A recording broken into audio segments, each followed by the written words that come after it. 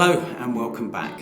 Today we're going to continue our series of tutorials, and this time we're focusing on our newfound technique that we have in our right hand, and we're going to be developing some very important right hand exercises that will help us enforce that new technique and give us a greater security in the right hand. So let's dive in and see what's involved.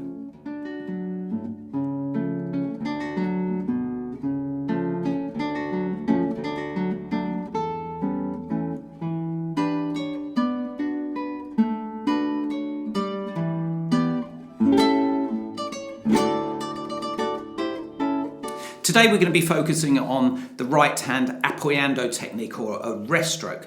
But in future videos we're going to break it down into various different right hand techniques and focusing on the minute little details which we need to be able to develop a very secure technique in our right hand. So for today, let's focus on our Apoyando, or our rest stroke. With that comes two different methods of Apoyando. We have a technique where we start with the finger resting on the string. That's a planted stroke, a planted rest stroke. So we place our finger on the first string, and this is going to be our first exercise. We're going to be alternating between the index and the middle finger to start with. And we start with the finger resting on the string, and we just strike through and we rest the finger on the next string. While we do that, we're going to push the index finger into the next string. While we're pushing the index finger into the next string, we're going to be pushing our middle finger forward in preparation for the next note. So watch this. We go index, and then middle is ready. And then as you play the middle, you push the index forward. So we have a bit of a walking action. And you can feel, you dig the nail right into the string. I dig between the flesh of the finger and the nail. I dig that right into the string. This gives us, this planted stroke gives us a much stronger, almost a substantial, forceful note. That's too much. There you go. You get a bit of a push of sound. You can feel it in the guitar. The guitar, it takes the power into the guitar and it whooshes it out. That's the only way I can explain it. But you get a great projection of sound. That's more forceful. So for example,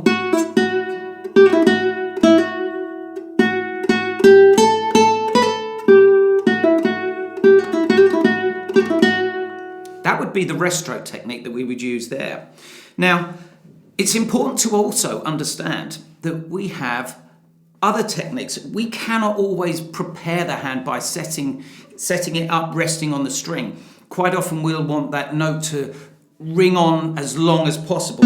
So for example, you'd do, in this case, a brush stroke. Let me explain the brush stroke. The brush stroke starts with the finger off the string. Really important, because in order to get the sustain that we want, the sounds, you want the sound waves vibrating right the way through to the point of contact with the next note. And if you put your finger on the string, it stops the sound dead. We don't want that. We want that ringing straight through. So we prepare the finger off the string, as I was doing earlier, preparing the next finger. And we start with it off the string, and we brush through the string. Let the next finger come forward, project forward, and we start off the string, and you strike, try and make the same point of contact. So we have the consistency of tone. You can hear, you can't tell the difference between the two fingers, I and M. When we come to wanting to create the perfect tone, it's the nails that make all the difference in the world. And I will be doing some tutorials. I know I've had some comments from various people online asking me to do a tutorial on the nails and nail care and technique. I will be doing that in due course. But in the meantime, let's just get back to our focusing on our right hand technique and the planting the nail in. The angle of contact, you notice I'm diagonally moving my finger across the string. Look at the angle across the string there as I bring the next finger in. But I start the finger off the string, so we've got the brush stroke. So First exercise, I want you to practice using that. Let's start with the finger resting, planted on the string. And we're going to have the next finger ready. And 4 notes on each string. 3, 4. Second string. 2, 3, 4. 1, 2, 3, 4. Just do the first 3 strings. No more than that. First 3 strings. You will notice also my middle finger is considerably longer than my index and a bit more than my annular. My index and my annular finger match more. So I have to try and align each of those fingers to be able to get a sound. So I have to bend that finger considerably more. And I compensate when I'm playing for the guitar. So I have to bend the finger a little bit more, which can actually adjust the angle of contact with the string. Now, I favour my index and annular fingers. But of course, the problem with that is they're significant distance apart from each other.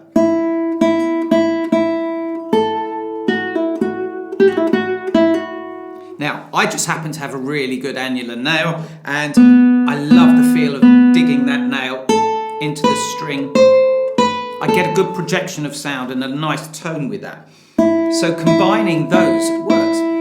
What I'm going to suggest to you, because every hand is different, I'm going to suggest to you that you create your own exercises. What we're going to do, we're going to focus now on just getting to understand each finger, give it its own identity. So we've got index, middle, and annular fingers. That same exercise, just using the first 3 strings, we're going to go I, M, I, M, I, M, I, M, I, M, I, M. Move back, anticipate, move the hand forward. So as you move, you bring the index finger, the next finger forward to anticipate the shift to the next string, like that. Once you're secure with the index and middle fingers, let's combine it, mix it up. Let's go to middle and annular, M and A, etc. Then mix it up again, go to I and A. Try and get the same sound. Listen to the quality of the sound that you're producing. That's a Brushstroke. That wasn't so good. I need to adjust the angle. How can we adjust the angle? Push the wrist here, just down a fraction. Feel the smallest movements. Feel the contact just by adjusting that angle. Next up, let's combine it all together. I, M, A, M. Here we go. I, M, A, M. I. This is a really good method. Once you're secure with that, mix it up onto the second string. That's a Brushstroke, Apoyando. Really important techniques. These are the first and most important lessons in Apoyando technique. Get to know each finger. Get to identify how much contact of the nail and the flesh you're making with the string. Find that perfect sweet spot and try and be consistent. Get that same contact every time, and the same with the middle finger and the same with the annular finger.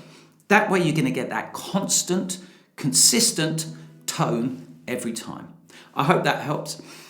If you have enjoyed what you've watched and found it useful, I'm really glad of that. Please press the button to subscribe, because I have lots of other tutorials in this series that hopefully will help you develop that perfect technique. But also, if you've liked it, let me know. Click on the like button and post your comments. If you've got any comments, this is a community, so please, we want to all be able to help each other in developing our guitar techniques. See you next time.